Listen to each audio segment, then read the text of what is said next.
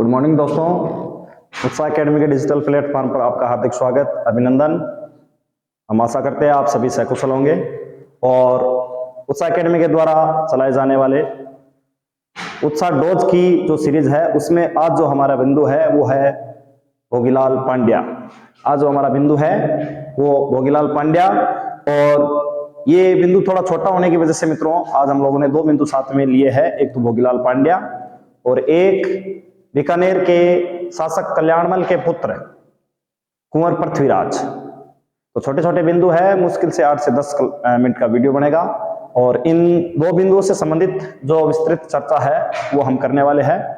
और आज जो उत्साह डोज की सीरीज है उसके बिंदु में सबसे पहले हम किस पे चर्चा करेंगे? भोगीलाल पांड्या।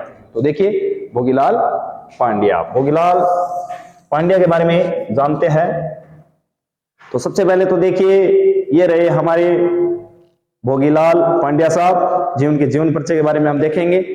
और ये देखिए सबसे पहले इनका जन्म, और जन्म होता है इनका मित्रों 1904 ईस्वी में। जन्म होता है 1904 ईस्वी में और जन्म होता है शिमलवाड़ गांव डूंगरपुर में। कहां पर होता है? शिमलवाड़,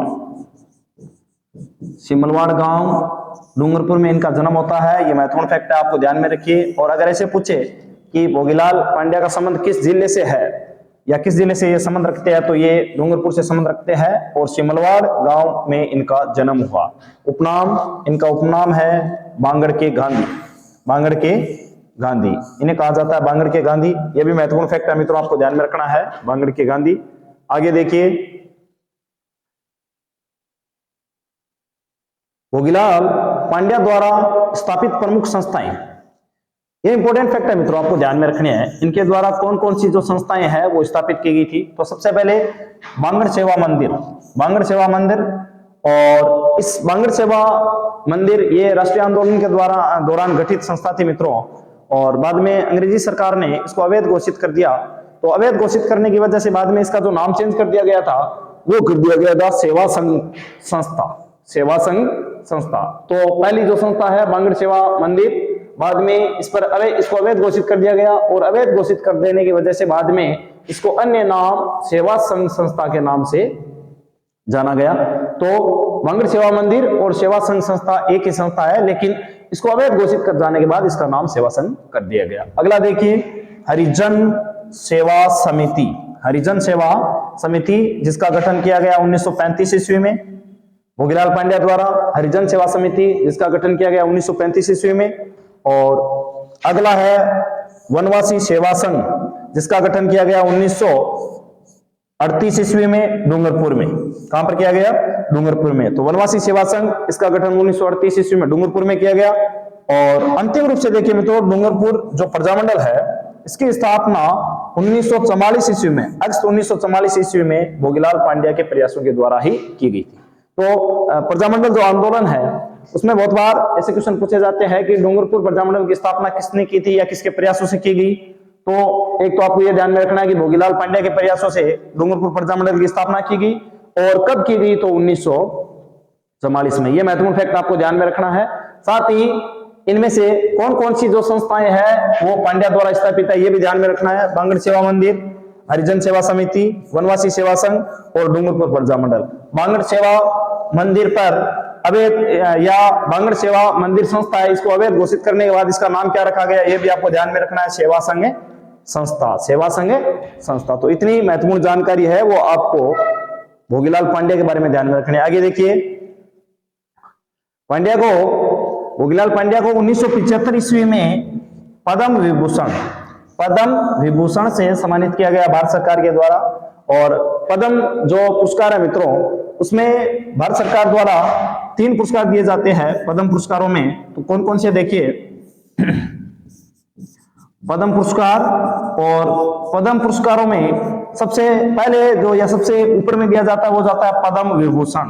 पद्म विभूषण, पद्म विभूषण के बाद में 2 नंबर पे पद्म भूषण, पद्म भूषण, और 3 नंबर पे दिया जाता है मित्रों पद्म श्री, पद्म श्री। तो इनमें से जो भोगीलाल पांड्या को दिया गया था वो पद्म विभूषण दिया गया था भारत सरकार के द्वारा। कब दिया गया था? 1975 ईस्वी में दिया गया था, आपको ध्यान में रखना है। बाद में 31 मार्च 1981 को 31 मार्च 1981 को मृत्यु हो जाती है भोगीलाल पांड्या की। तो ये जो महत्वपूर्ण जानकारी थी वो भोगीलाल पांड्या के बारे में थी। तो भोगीलाल पांड्या के बारे में इतनी महत्वपूर्ण जानकारी आपको ध्यान में रखनी है।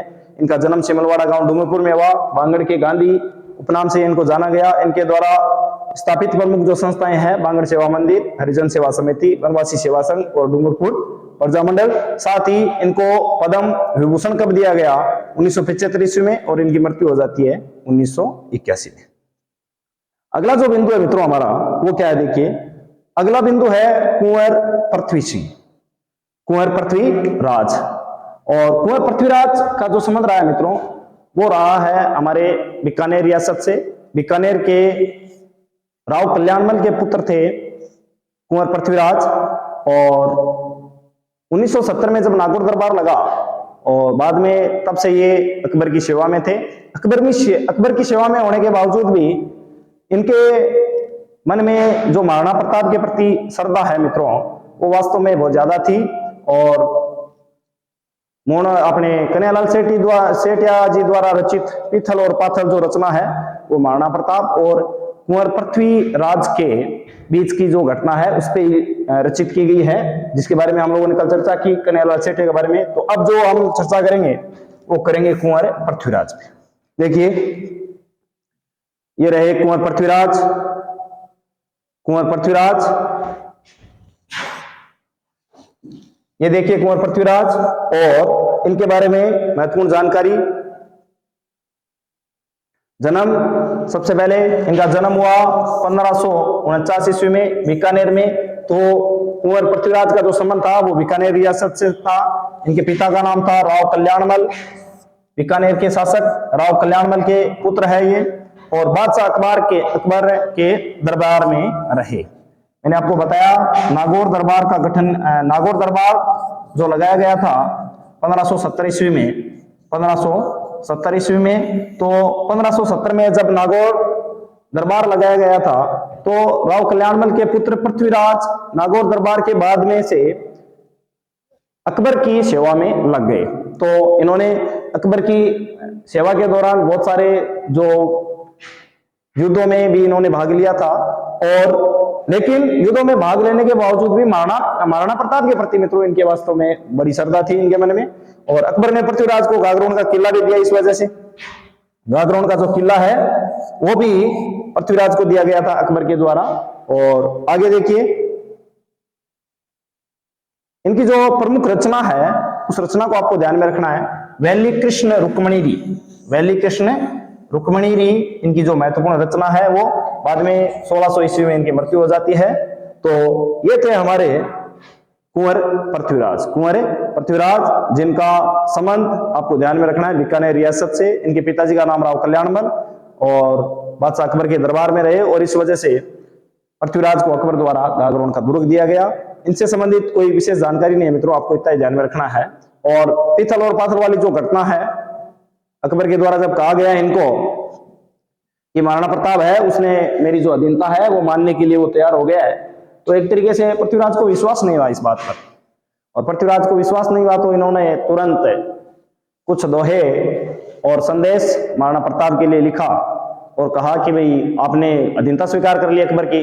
तो जब बदले में जवाब आया महाराणा प्रताप का कि मातृभूमि के लिए राज काज सब छोड़ देंगे लेकिन अधीनता स्वीकार नहीं करेंगे जीते जी, तो बाद में अकबर को भी इन्होंने वापस जवाब दिया कि महाराणा प्रताप ऐसा करने वाले नहीं है।